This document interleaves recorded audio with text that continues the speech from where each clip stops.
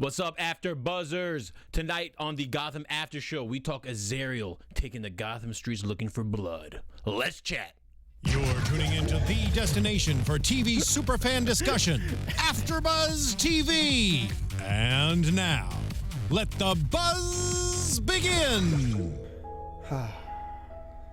Nice and slow. What's the title of the song again?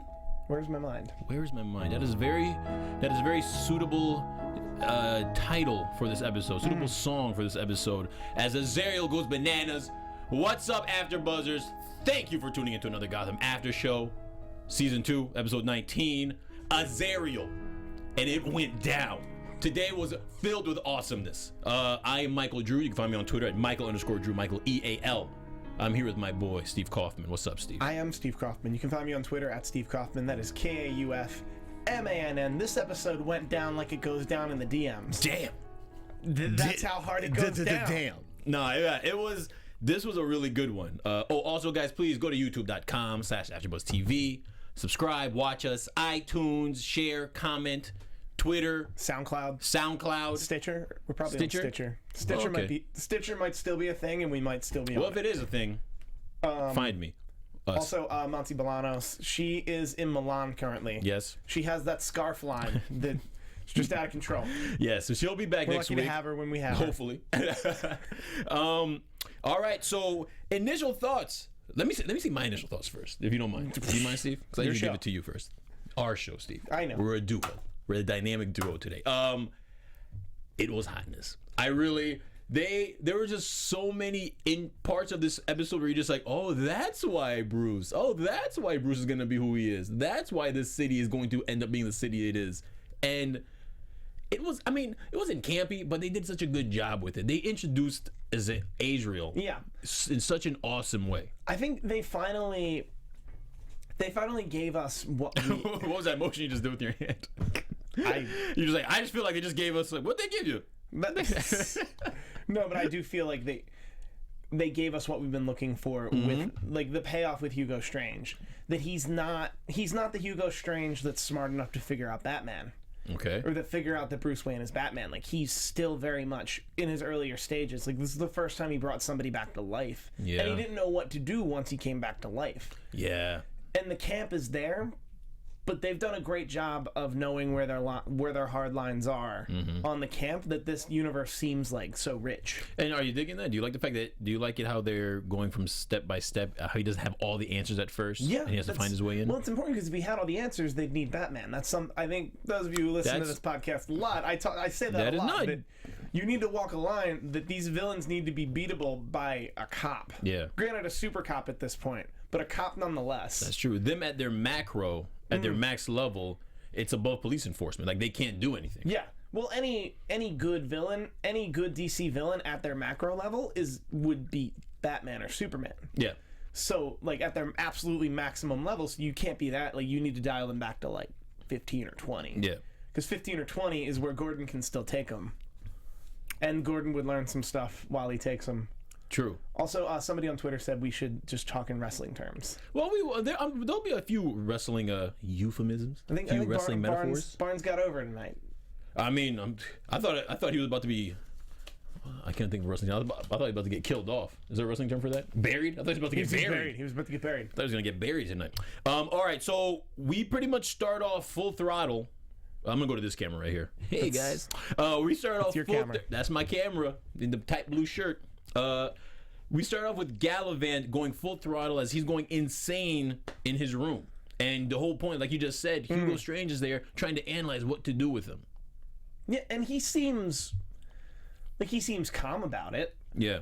But very much, like, fascinated in the way of, like, what? I don't know. And it was so cool. But, like, you just, like, you have a yoked up zombie. You have a yoked up zombie who was the former mayor. I would imagine he's not the mayor. They keep saying Mayor Theo Galivan. Yeah, that had to be a muscle shirt. They had to have replaced the mayor by now. Yeah, that is true. But dude, that had to be a muscle shirt. That dude was swollen.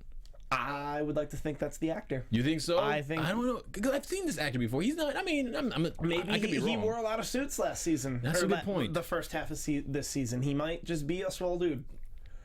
I mean, that dude was swollen. Gonna give him the benefit of the doubt. He also came onto this show like in the late summer. That's true. And knew he didn't have to be swole until they shot these scenes in like February or March. That's enough time to get swole. Yeah, so he probably hit that HGH real hard during the summer. I didn't say that. Trying to fill my role. I'm trying to be Theo Galivan. I feel like that's not. Well, I feel like we shouldn't even imply that. Well, I mean, it's not illegal for an actor, right? He's not competing. That's for a different podcast. But I will say a banned substance is a banned substance. But he's a villain. They're allowed to use banned substance. He's a villain. All right, so I liked how when Theo Galivan was going insane, how they verbalized how that he had to piece together parts of his memory, and he was just choosing the wrong pieces. Well, and I also enjoyed that they dealt with the reality of bringing someone back from the dead, which happens a lot in the DC comic book world. Well, I was about to say that happens a lot. You know, which I've witnessed before, and it is difficult. That happened yesterday. But that it's not just Theo Galivan wakes up and he's Azrael. Yeah. It's like, no, Theo Galivan wakes up and his body and his psyche and his mind and everything that is and came to terms with the fact that he was dead is bugging out. Because they don't understand the concept of being brought back from the dead, which I think makes a lot of sense. Poor and Theo. was conveyed perfectly in this episode. Yeah, poor Theo, man. He's like, he comes back from the dead, and it also gets overshadowed because he's not the most popular character to come back from the dead this week. You like that? I see what you did. You there. like that? Shout out to Jon Snow. Spoilers. Sorry, guys. For real, that was unacceptable. Well, for some. hey, we're villains here, man. We don't play by the rules. Oh, we are? So, well, I mean, we're representing. If we talk about villains, we represent the villains. All right. So Galivan, their pieces are the parts of his mind are getting put together, and Hugo jumps on board, and I like how he already assesses a plan and starts reading the old booklets, the old Saint Dumas book. Yes. And I feel like I'm pretty sure he's refreshing his memory on the old Saint Dumas book. Mm-hmm. I'm pretty sure he's very classically educated, that he's aware of that book. It's just like, what page, what are the... No, Azrael, I get it. Like, he didn't need to read it very much. Hugo? Yeah, Hugo Strange did not need to... Wasn't it a secret book, though, that only Galivan's family probably had? No? I mean, Galivan's family and then, like, the rich to-do, studious types. Is studious? Studious people. Speaking of studious, my boy Jim Gordon shows up, and he goes right to Hugo this Strange. Scene was so good. And they're going tell for tell, just reading one another. Oh, this scene was so good. I see you, I see you. You like that? Oh, everything about this scene. It was juicy? It was juicy. It reminded me of, I took an acting for screen class when I was in college. Okay. And I won't name the professor's name because he's still probably there. Okay. But he was just this dude, and all he ever taught any of us about acting was steaks. Like, See, you feel it. You feel it in your mouth, right? Steaks. Get them. Okay? Steaks. And then I would always have fever dreams about him just sitting eating steak. Huh. It's like, steak. Oh, yeah. It's just be the... Okay, so, I have that's how I felt in the scene. Okay, that, like, it was a tasty. It was tasty, okay, good. Steak-filled, like, everything was on the line. Like, the whole season was leading to that scene. Okay. Is what I was... That's true. Beating around the bush to get to. Okay, well done, because I was struggling. Yeah, I agree with you. I thought that was a very, very good scene. I like how they were going back and forth. I like how sometimes Gotham always shocks me with when they're about to go into a scene and they just go right into it. They don't subtly do things, and I like that. I like how they, because we already know. A lesser show would have done that scene haphazardly at the end of last week, or way too late at the end of like this, or in the middle of this week. Yeah. Where Gordon was just kind of like being this weird Gordon's being like Mr. Magoo about it. Yeah. Like, well, I'm not sure. Yeah. Like Barnes would be. Yeah, like maybe. Whereas like Gordon by now, it's like, no, I know it's you. Yeah. I just want to sit in a room and call you out on your BS. Yeah. He's so upfront. And then completely bluff you into giving me all the information I need to come after you. Like, look, dude. I think you killed Thomas. I think you set this all up, and I'm coming to get you. And I think you resurrected, and I think Victor Free's alive. Yep. And he's like, then Hugo was reading his tells, and then he countered him with his tells, and then he faked him with the envelope. That was a good bluff. That was a good bluff. And you called it. Because Dan would have did it. Who? Dent, the district attorney Dent, would have actually done that. Yeah. It would have been unorthodox because, you know, Gordon's like not a cop at all. But Dent would have done that for Gordon. Yeah. And I like how Hugo was trying to blame it on Thomas. Cornball. What a bastard. Man, damn, that sucks. All right. And then I like how, so then we move on and we see Nigma has pretty much, you know, become the belle of the ball. You mean the bob of the ball? I mean, or maybe the belle of the ball. No, if you're a dude, it's the bob of the ball. Is it the bob of the ball? I may have made that up right now, but that makes complete sense to me. Well, okay. Well, it's the you know. The belle is not a gender neutral term. Well, so you have to. Well, maybe it's time it should be. Well, okay. So he becomes the something of the ball, and he's taken over. Like it's probably the first time he's ever been like the most popular kid in school. Yeah, but because he gets psychopaths. Well, hey.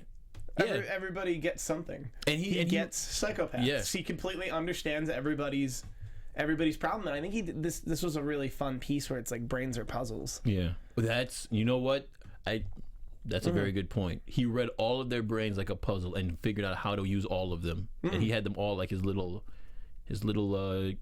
crew. And I think we see him at the end of this episode that he thinks where he's headed is out. Yeah. And it's so not. It's like he's one of those guys who's too smart for his own good. Yeah, like pretty much he's smart enough to command that legion of people. Yeah. But he feels the need to be so clever to find the hidden door that takes him to the elevator that he thinks is going to take him to the outside and actually just gets him more dirty and confused. It's like whereas he could have just commanded all those people to like put a hole in the wall. And he could just leave. Yeah, he'll overcomplicate something just for the satisfaction of doing something complicated to make himself feel good about himself. That's crazy. We figured out the puzzle of his mind. Yeah, that was really good. I'm proud of myself. We're available for parties. You like how I just bogarted that? I'm proud of myself for what I just did. Sure. I'm joking. Yeah. Who am I without Steve? Who am I? All right. So Nigma. Okay, so Jim comes through. He has a little tete-a-tete with Nigma, with Jim, and then he tells Jim that like you can't beat me, and Jim's like, hey, I already did, dude. Like that's why you're here. And then Hugo comes through, and he tries, and this is where we find out that how he worked everyone's brain. He tries to get on Hugo's good side to help him take down Jim, and Hugo just he accepts what he says, but he figures out how to do it by himself. And the one thing that Nigma said was about this, he knows how everyone has a story. Yeah, because that's what he meant by puzzle and solving. The puzzle is that like it needs to make sense, literally, and that's you make a story, you make a narrative. Yeah, and then he learned like, oh, well, I can trick Galivan into thinking he is Azrael. Yes, who is in the comics like this big deal, and like this part was the best. Like there's like legitimate religious undertones in the comics, whereas I like this that it's similar to how they do Thor in the Marvel movies. Okay. Where it's like, no, we're going to completely explain why this man thinks he's Azrael, and it's not necessarily based. Yeah. It's not necessarily based in religion at all. Yeah, and he does it in a way that like it's such an opening to do this with so many characters, because later on, as we see, he's reading the Alice in Wonderland. Yep. And he's quoting the Mad Hatter. Mad Hatter, who we've not seen anything remotely close to Mad Hatter yet. Like, we have not seen like a person who will turn out to be Mad Hatter. The chat will tell me if I'm incorrect. I'm pretty sure. Like, I was asking you that too. Like, I don't think we've seen the character, because what's Mad Hatter's real name? It's a pretty memorable name. But I don't think comic book websites will tell us. Yeah, I don't think we've seen him though. But it was just so epic when he was reading it, and the way Hugo was reading it, he just got me so excited. I was like, oh my god, really excited for Mad Hatter. Oh, yeah, because that's the villain we haven't really seen much of in like mainstream DC media. That is true. So him or the Clock King. I always liked the Clock King. Clock King would be fun. I always liked the Clock King. That's one of my favorite episodes in animated series. Yeah. It always broke my heart. And it goes without saying, a Clock King dialed down to 20, so Gordon can take him. Yeah. So he can't tell time correctly. Yeah. Just, you dial back. Like, I'm always late. Oh, Jarvis Fetch is the name of the Mad Hatter. Yes. Jarvis Tetch or Jarvis Fetch? No, it's Jarvis Fetch. It's Jarvis Fetch. Yes. So Who said that? Todoris Malsha in the chat said. Shout out to Jarvis you. Fetch. Martin Svech was close with Marvis Tetch. A lot of etch. Yeah, typo. A lot of etch up in that. A lot of etch. A lot of etch up in that chat. So Bruce, so Jim, he goes right to Bruce and he tells him exactly what's going on. And this is why I really like this episode. Like every part, it was kind of was like a piece into the puzzle that's going to be the future of Gotham and Bruce Wayne and Batman. So in the next scene, Jim is he tells Bruce that Hugo's behind the whole thing. And I love this moment where Bruce is just like, all right, we can't wait for cops to do this. We have to do our own thing. Like Bruce is starting to understand that cops can't do everything, and you have to blur the lines a little bit. Like not, and, but then Jim is telling him you can't go blur the lines too bad because you won't be able to come back. Yeah, you won't be able to come back. Well, you gotta like be a bat or something. Yeah. Yeah, or just be a bat, Bruce. Just be a bat. Dress up in a costume and be above the law because you become a symbol. Jim tells him you need to be better. Don't be like me, because at this moment he thought he killed Galivan. It's like, don't be me. My lady left me. Can we be clear? He did kill Galivan. Yeah, but it doesn't look like it now. He doesn't know. It's like yes, but he did kill Galivan. Yeah, he did kill Galivan. But yeah. And then Hugo, while programming, he plays the video. He video programs Azrael. That was cool. Crazy. That was cool because you gotta. I just wonder. I wonder if there was like a former video editor or production guy that wound up in Arkham. That's like maybe there's a webisode about him where he's just like. That's actually not a bad idea. You want me to? So you just expect me to cut hours worth of footage together in like two hours? You want me to cut together 10 hours worth of footage in 2 hours? Like, that's not even humanly okay, I don't want the cortisone. Let's go. Yeah, that's not a bad concept for a web series. A worker at Arkham who's like, this is crazy. Another one? That's not bad. I might consider that. I might write that.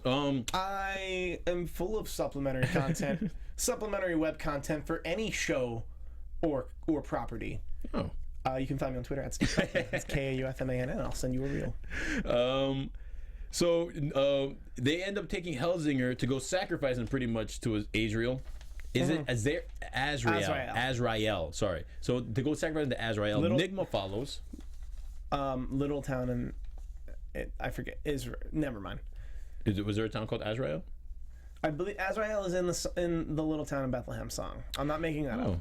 Okay. I don't feel like sussing out that whole song right now. Oh, I was hoping you would. So and then they end up giving him a sword. Like they do. Hugo plays is so smart. He gives him a sword and just does the whole spiel. Like Hugo's very dramatic. Well, because I'm sure he took theater. The mythology was there that this is the sword of sin. Mm-hmm. Like it's passed down for 1,000 years, and it represents everything, and you just need the sword of sin, and you will yield the sword of sin because you are Azrael. Yeah. And it's like, dude, we just had that editor guy make a sword too. like we just bought this. We just bought the replica. He's an editor who's the son of a blacksmith. Like he's a real get. We should really promote him. So so Azrael gets sicked on Jimmy Gordon, and Jim goes to Barnes, and Barnes just doesn't want to hear it. And I love how Bruce just jumps in and is just like, you're gonna listen to him. Good old Bruce. And then Barnes is like, fine, kid. Damn, who is this kid? Like, man, does money give you courage? Although I do like how Barnes was like, listen, kid, Mr. Wayne. Mr. Chickless is a badass. Yes. He plays it so good. Like you like, I'm so glad at my prediction, which was the only prediction I've had wrong, by the way. Of him being actually bad or being part of Galivan's crew or being like in his pocket was wrong. I'm so really happy I was here to tell you were wrong about that prediction. I was going for. I mean, it just made sense, but I'm glad. I'm glad Barnes is on the up and up. So Nigma pretty much gets his new gang to round up tools to escape, and he had the spatula. Was it the fly swatter? The fly swatter that was made of leather, which usually they're made of plastic, but old school ones were made of leather. Yeah. But he wanted a bug zapper, and I like just the little stuff like that. Yeah, to establish the just crazy people and like little things. But he used the newspaper to get out the first time, and now he used the ultraviolet light to like track where the actual hole in the wall is. Mm-hmm. Picks a lock. It winds up in an elevator. The elevator goes down, does not go up. Yeah. And it's literally taking him the exact opposite of where he wants to go, which is out. Yeah. He wants out, and he's going down to Indian Hill, where Jerome is. Yeah, and it's crazy when as soon as he goes down, you hear all the Freeze screaming. is, where Fish Mooney is, where Mad Hatter is, some incarnation of Mad Hatter is.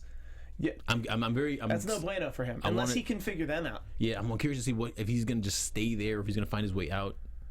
I have a prediction about that. Okay, we'll get there when we get there. So pretty much while Barnes is arguing with Jim, and Azrael comes in, and and he comes in like a bat out of hell. Mm-hmm.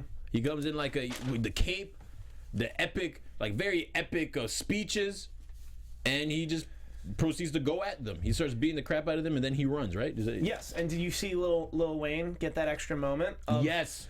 A masked caped crusader, doing parkour over an empty warehouse. And then when he's running out, you just see inspired. Bruce. This was this moment.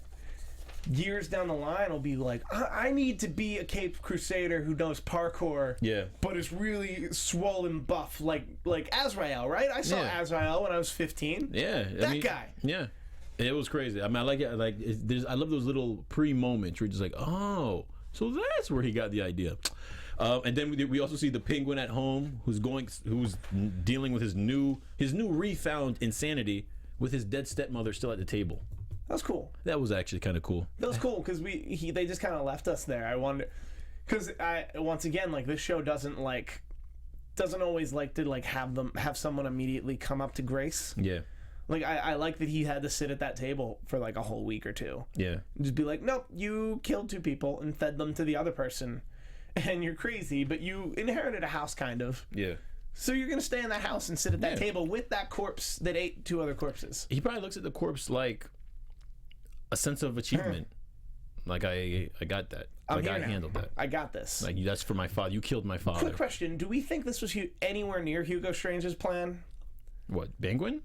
For Penguin to essentially turn back? I don't think so. I mean, I didn't even think about it. So that's what I'm thinking. That's why I like the Hugo Strange we're seeing now. That he's not some evil mastermind who's gonna make Penguin a sleeper cell.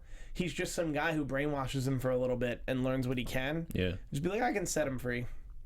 And then, he might go crazy and kill some people and inherit a house. I'm not sure. I saw you chuckle. Did someone say something funny in the chat? Probably. All right, so Barnes. Oh, so now we're at the GCPD, and in order to save Jim, because Jim doesn't want to be saved, he wants to stick with it and go after Azrael himself. They lock up Jim. Which always turns out to be a stupid idea. Did you have that scary movie moment, similar, don't go upstairs? I'm like, don't lock Jim in. Yeah. If you don't want Azrael at the police station, don't lock Jim in the police station. I wasn't even thinking about Azrael. Azrael. Azrael only knew one person's name, and it was Jim Gordon's. Yeah. Barnes knew this. He should have, if anything, been using Gordon as bait, and that should have been the complaint. Yeah. But that wouldn't have been Barnes. So because there's enforcing the law and abiding the law. That is true. So then Azrael. I mean, because I've been reading the comic for a long time, and when I read the comic, I will always pronounce it Azrael, so it's very hard. So bear with me. It's hard for me to pronounce it. Azrael. So Azrael breaks Say Galivan again. Gallivant. That's not it. That's not it. Or Gallivant. There's no T. Galivan.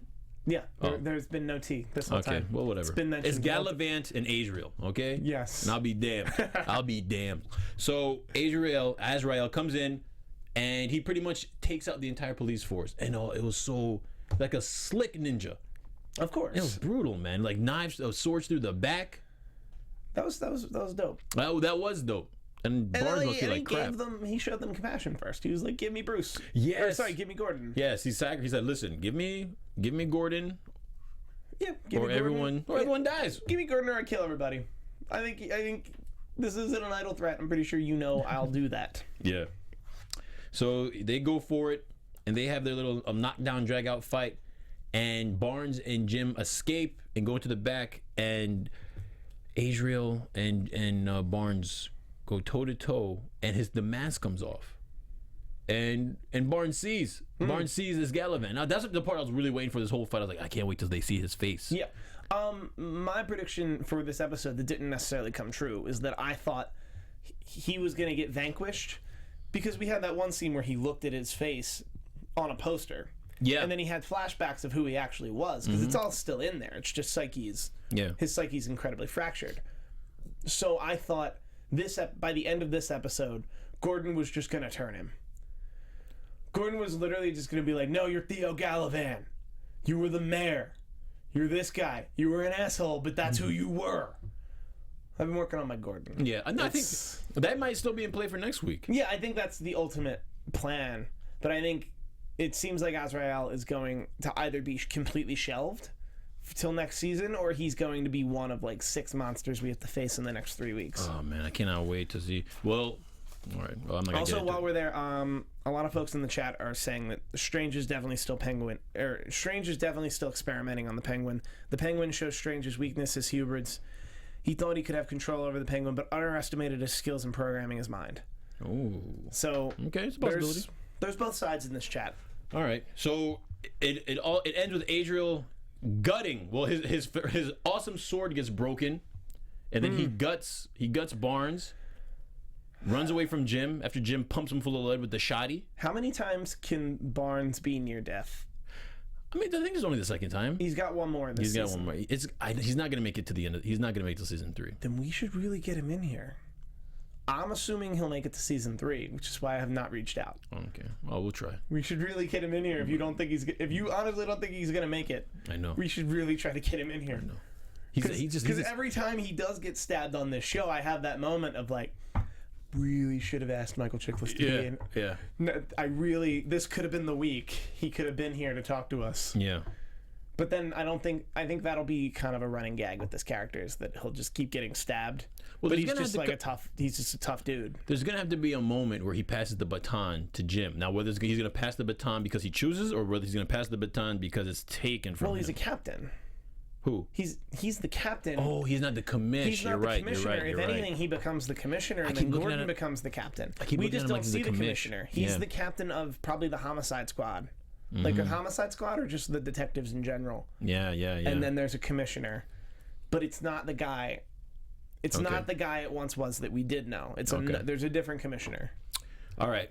So Theo falls off the top of the whatever roof they were on and lands. That suit of armor is awesome, by the way. Oh, that's so dope. It's like Dibs, Halloween. It's like, yeah. Dibs. It saved him from bullets, like a 30-foot fall. And right in front of a news that whole thing was great. Right in front of the news camera. That was great. And like the acting was pretty superb there too. That all those news people were just acting as if. Yeah, like, is that Theo Galivan? Like I wonder where they were like on the shooting schedule of those actors, that like how much you had to explain to them. Or it would have just been the equivalent of, okay, imagine it was John F. Kennedy. Just bear with me.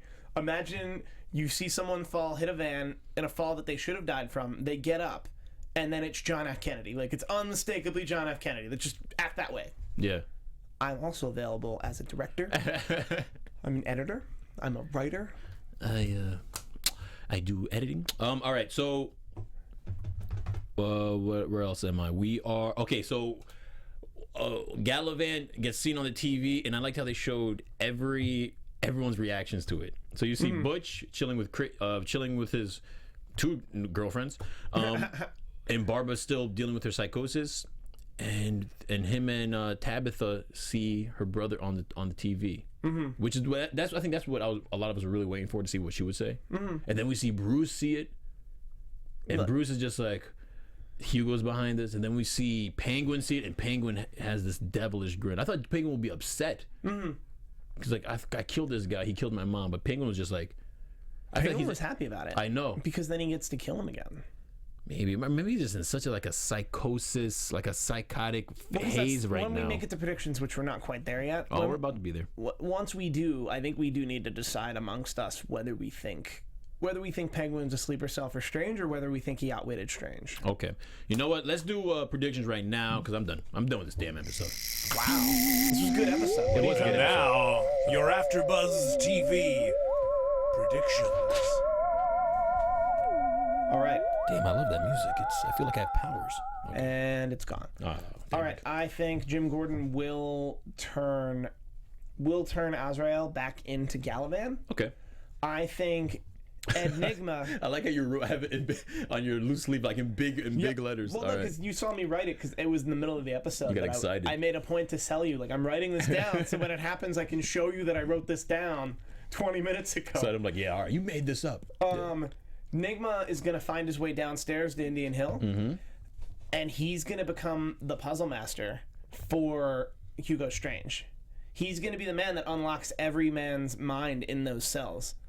So That's it. All right. You know what, Steve? That's his purpose. Okay, Steve. That's his purpose for this reign of monsters, including Fish Mooney. I think it was we had ice cream cake before we came in here. Was it the ice cream cake that gave you that jolt of brain energy right now? Ice cream cake gives me ridiculous amounts of brain energy. I like that prediction. That's a really good one. By the way, the ice cream cake was for our engineer James Frank. Yes. It's his birthday. Hit him up on Twitter at the Jimbo Slice. Oh.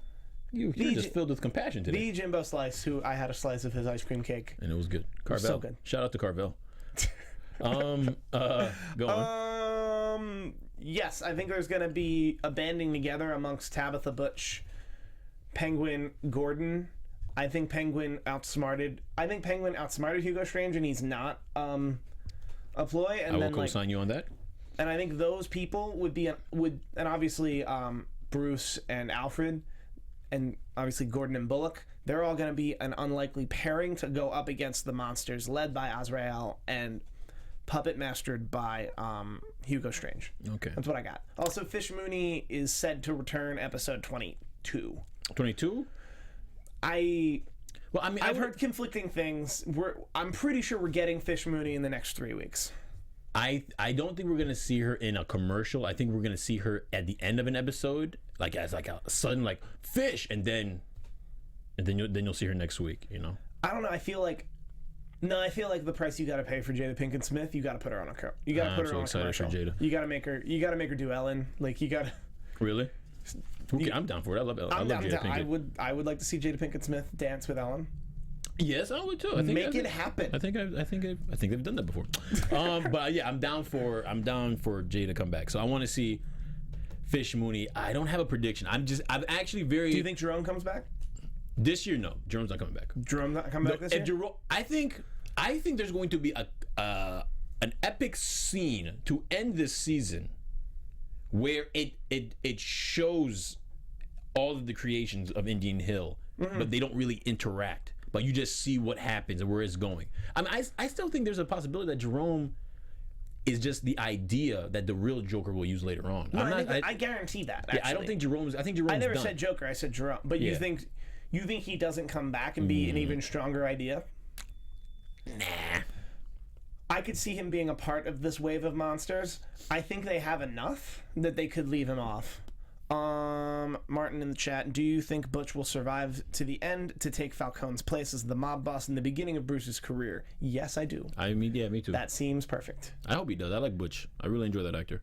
Yeah, I like Butch. I hope they keep him around. Yeah, and he like, it's hard not to like Butch. Like he hasn't done anything that makes me say, and I hate this character. I want him to go down.